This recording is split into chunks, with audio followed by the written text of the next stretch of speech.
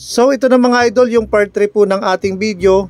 Nung last pong upload po natin ay naglinis po tayo ng hub. GUB hub po yung brand po ng hub ko. So ngayon mga idol, ang gagawin po natin ay isisingit po natin to ngayon na gawan po ng video kahit sarado na po tayo. Ang gagawin po naman natin ngayon mga idol ay lilinisin po natin itong rotor saka po yung brake pad ko po. Lumalangit-ngit po itong rotor ko kapag po nagpe-preno ako. So ito na mga idol, ito na po yung ating dalawang rotor. Tapos binaklas ko na rin po yung mga brake pad.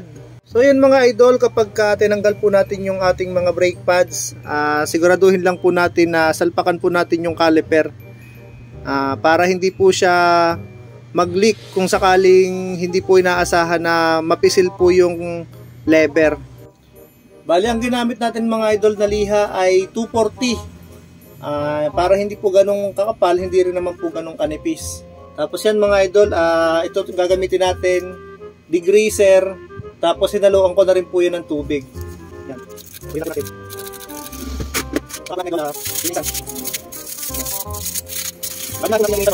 yung mga naso ng mga rimit.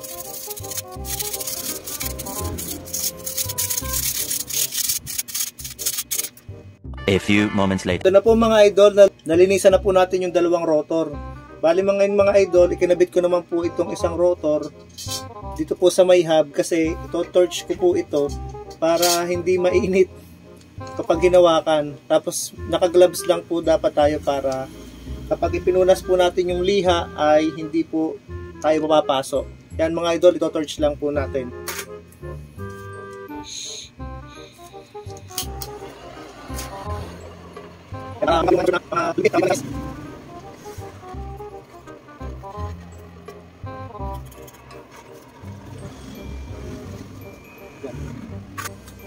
So yan mga lods, okay na po. Pasalitan uli natin ng degreaser. Yan. Kabilaan.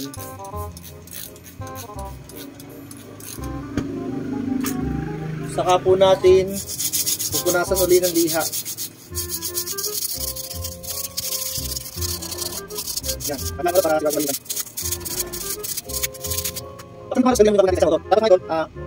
So ito na mga lods, okay na po na linisan na po natin itong dalawang rotor, saka na torch na rin po natin. Linisan naman po natin itong mga bolt, saka po itong yan, ito pong brake pads. Yan, pero hindi na po natin siguro ito torch, baka masira yung ating pads. Kuskusin na lang natin, i-brush na lang natin para mawala yung mga dumi-dumi, mga nakasingit na mga dumi-dumi. Yan.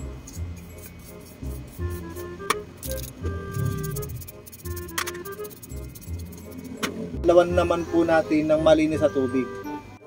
Ito na po mga idol, lalagyan na po natin ng malinis sa tubig. Yan, lawan na po natin para mawala po yung mga dumi-dumi.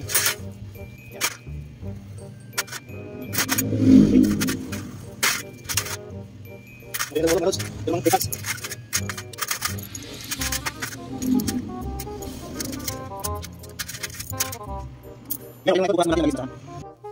Yan mga idol, punasan na lang natin ng malinis na basahan.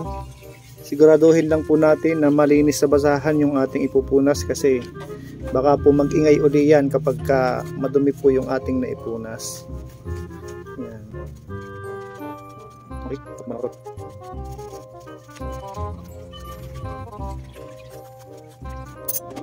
tapos ito naman mga idol, tong brake pads. Yan. Punasan din natin saka yung mga singit-singit niyan para mawala po yung mga dumi-dumi. A few moments later. So ito na po mga lods, okay na po. Patutuyuin na lang po natin yan para mailagay na po natin sa caliper. Yun lang po at maraming salamat.